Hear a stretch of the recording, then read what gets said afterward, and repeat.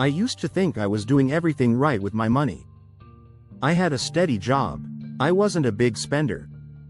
But still, every month, like clockwork, I'd hit zero. Then the cycle would start again. Get paid. Feel relief. Spend. Stress. Wait for payday. Repeat. Living paycheck to paycheck wasn't just about money.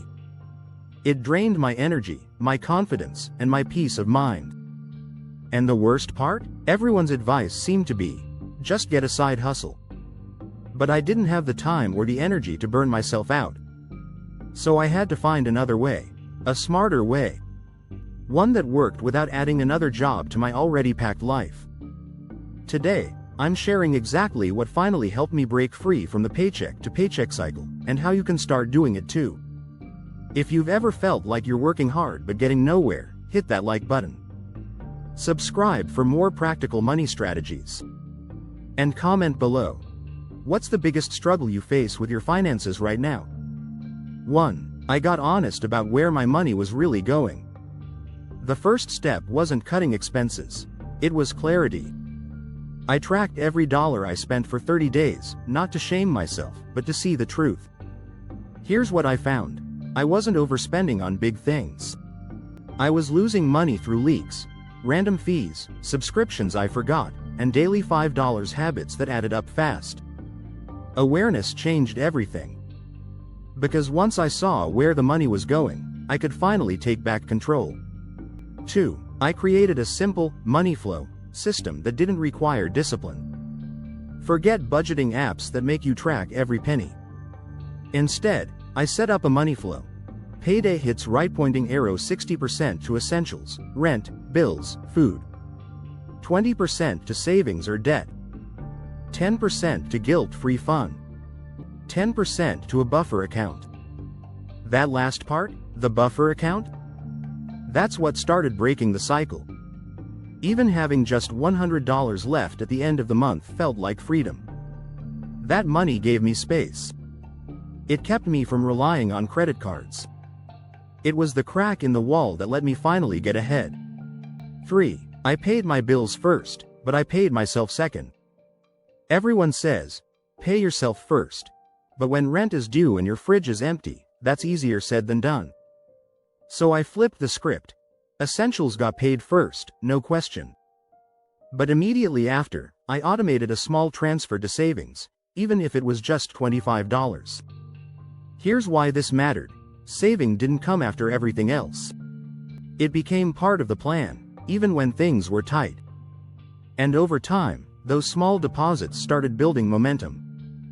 4. I built a zero-stress emergency buffer.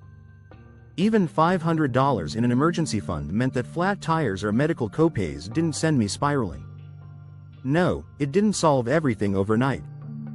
But it gave me enough breathing room to stop relying on my next paycheck for survival.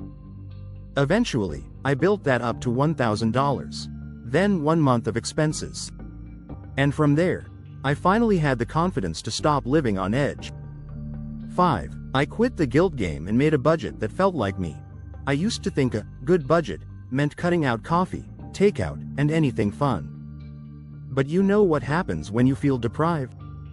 You rebel, you break the budget, and then you feel worse. So I started budgeting in a way that gave me room to breathe. I included money for treats and fun. I stopped judging myself for small splurges. I just made sure the total stayed within my spending plan. That flexibility kept me consistent. And consistency, not perfection, is what ended the paycheck to paycheck loop.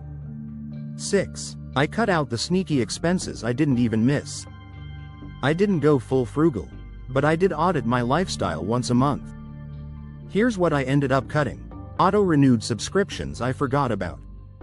Takeout orders that didn't actually satisfy me. Impulse purchases that were just emotional distractions. What surprised me? None of those cuts felt painful. But they freed up hundreds per month. And those hundreds became the money that helped me get ahead. 7. I started using one simple rule. Act like I'm already a step ahead. Instead of living exactly at the edge of my paycheck, I started pretending like I earned a little less than I did. So if I made $3,000 per month, I planned my life like I earned $2,800. The difference? That $200 gap gave me options. Some months it went to savings. Some months it paid off a credit card. Some months it helped me say yes to opportunities without fear. This future buffer trick slowly changed everything. Because I wasn't waiting until I made more money. I was building freedom with what I already had. 8. I focused on systems, not willpower. You don't break the paycheck cycle by trying harder. You break it by designing a system that works even when life gets chaotic. My bills are automated. My savings transfers are scheduled. My bank accounts are organized by purpose. And I check in on my money once a week, no pressure, just review. That way, I don't have to feel motivated every day. The system keeps working, even when I'm tired, distracted, or busy. That's how real progress happens. Freedom is closer than you think. Look, I didn't get a raise. I didn't start a business. I didn't add a side hustle. What I did was shift the way I managed what I already had. And slowly, I stopped living paycheck to paycheck. I started building a buffer. I started saving. And I started feeling like I was in control, not my paycheck. So if you're stuck right now, thinking you have to work more to fix it, breathe. Sometimes, what you need isn't more hustle. It's a smarter plan.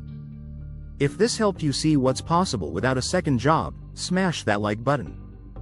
Subscribe if you want more real, stress-free money content.